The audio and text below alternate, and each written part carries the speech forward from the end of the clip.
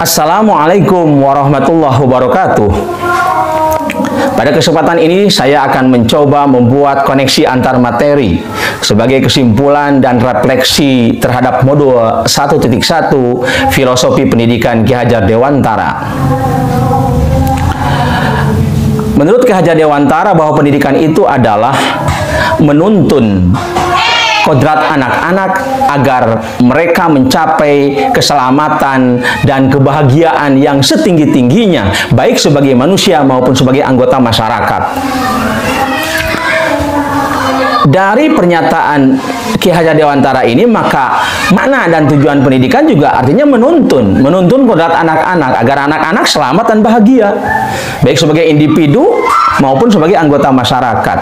Nuntun kodrat anak juga kita harus memperhatikan dua kodrat, yaitu kodrat alam dan kodrat zaman. Kodrat alam kaitannya dengan sifat dan lingkungan, sementara kodrat zaman kaitannya dengan isi dan irama. Artinya begini, anak itu kan terlahir memiliki karakteristik, memiliki bakat, potensi, sifat yang berbeda-beda. Di lingkungan, terlahir di lingkungan yang berbeda-beda pula, tidak sama. Maka jangan heran karakteristik anak itu akan berbeda antara satu anak dengan anak yang lainnya. Nah, kodrat alam itu dibentuk oleh kodrat zaman. Artinya guru harus mengarahkan, mengisi bakat dan potensi itu, mengembangkan bakat dan potensi itu ke arah penguasaan kompetensi zaman sekarang, yaitu abad ke-21. Jadi anak diharapkan untuk mampu memahami dan menguasai keterampilan abad ke-21 yang terkena dengan 4C, yaitu creativity, anak bisa muncul kreativitasnya, kemudian critical thinking, berpikir kritisnya muncul, lalu kolaborasi, anak mampu untuk kolaborasi dengan anak yang lain, bekerja sama, bergotong royong dengan anak-anak yang lain, dan yang terakhir communication, artinya anak-anak itu bisa berkomunikasi, bisa mengungkapkan perasaannya, bisa mengungkapkan pendapat dan pikirannya di hadapan anak-anak lain. Jadi dia bisa berkomunikasi.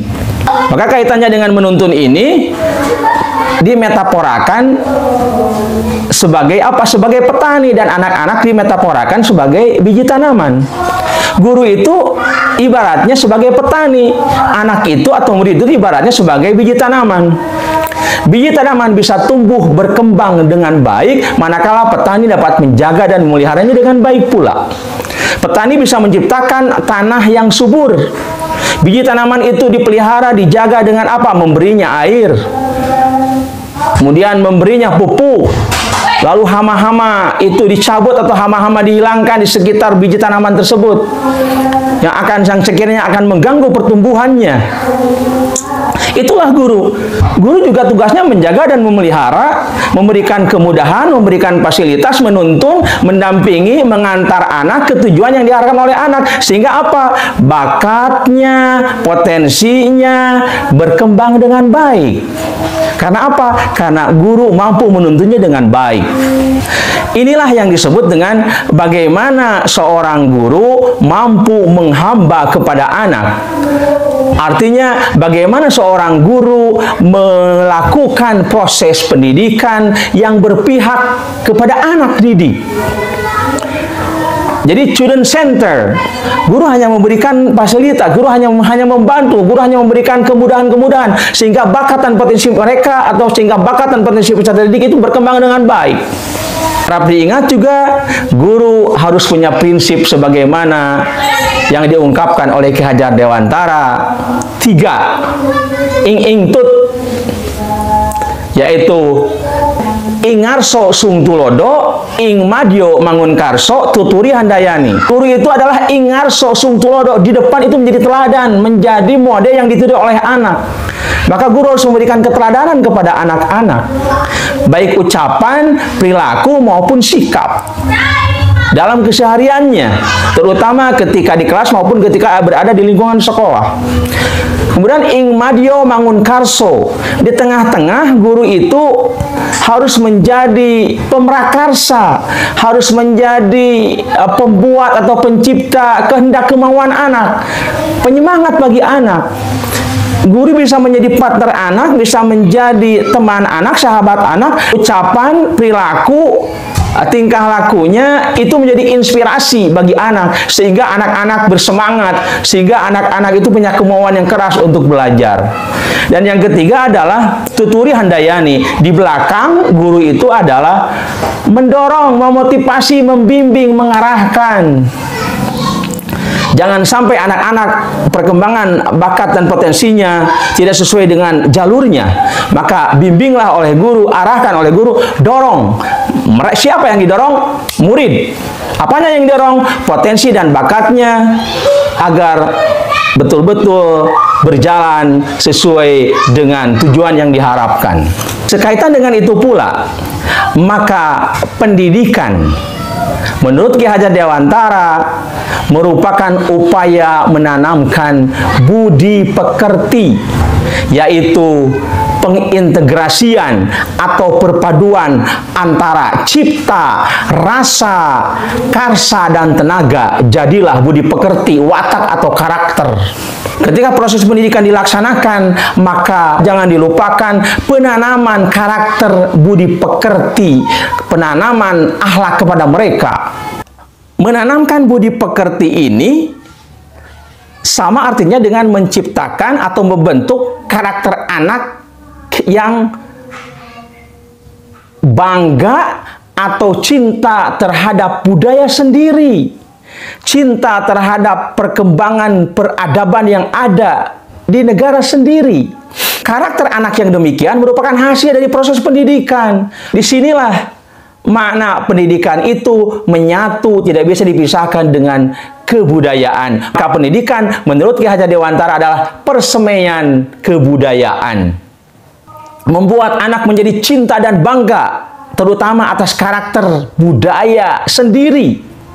Cinta dan bangga terhadap peradaban yang dihasilkan dari pendidikan. Berbicara tentang karakter budaya Indonesia, budaya negara kita, maka kita ingat pada asas Trikon. Asas Trikon yang digagas oleh Ki Hajar Dewantara, yaitu kontinu, konvergen, dan konsentris. Kontinu artinya pendidikan itu harus terus berlangsung sepanjang hidup, long life education. Pendidikan sepanjang hidup tidak boleh berhenti, baik itu anak maupun gurunya terus belajar dan belajar. Kemudian konvergen, konvergen itu adalah mencari dari berbagai macam sumber. Artinya bahwa anak atau peserta didik itu harus menguasai atau memahami bukan hanya satu disiplin ilmu, tapi berbagai macam disiplin ilmu. Pemahaman yang komprehensif, pemahaman yang integral, pemahaman yang holistik.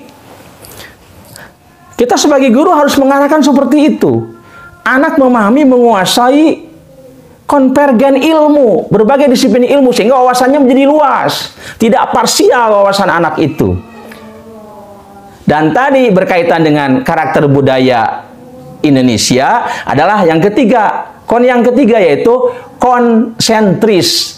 Artinya pendidikan ini harus menumbuhkan dan mengembangkan kecintaan terhadap budaya sendiri, karakter budaya negara kita sendiri, negara Republik Indonesia.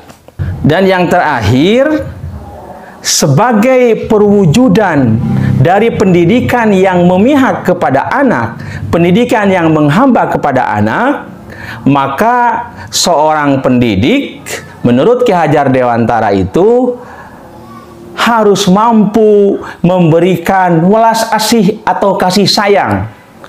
Dari sini muncul sistem Among atau gurunya sebagai guru pamong. Artinya guru yang memberikan kasih sayang atau welas asih kepada anak didik. Dalam proses guru mendidik mereka, lakukanlah dengan kasih sayang, lakukanlah dengan welas asih, Kasih sayang atau welas asih seorang guru dalam mendidik kepada anaknya, ini juga merupakan sebagai bagian dari pendidikan yang menghamba kepada anak, pendidikan yang berpihak pada anak. Nah, berdasarkan filosofi pendidikan Ki Hajar Dewantara yang telah saya ungkapkan tadi, maka saya sebagai guru akan melakukan beberapa hal sebagai berikut. Yang pertama, saya akan membuat perencanaan yang betul-betul perencanaan itu terfokus pada keberpihakan terhadap peserta didik.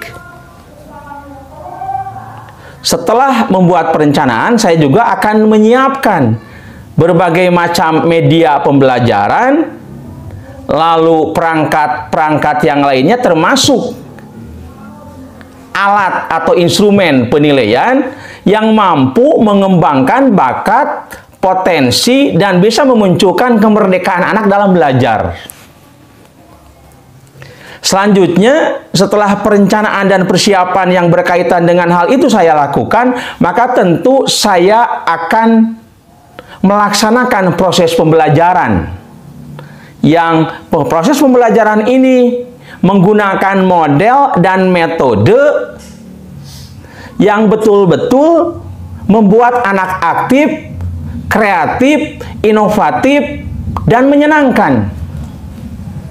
Kita sebagai guru hanya memberikan kemudahan bagi mereka untuk belajar. Silahkan mereka belajar secara individual maupun secara kelompok. Karakteristik mereka yang berbeda-beda, gaya belajar yang berbeda-beda, minat belajar yang berbeda-beda, itu diwadahi oleh guru, dituntun oleh guru, difasilitasi oleh guru ketika proses pelaksanaan pembelajaran yang memperhatikan karakteristik anak yang berbeda-beda, potensi, bakat, gaya belajar, dan minat anak yang berbeda-beda, maka itulah yang namanya proses pembelajaran berdiferensiasi, dan saya akan melakukan itu. Setelah proses pembelajaran, kita juga melakukan ataupun akan melakukan yang namanya penilaian dan refleksi.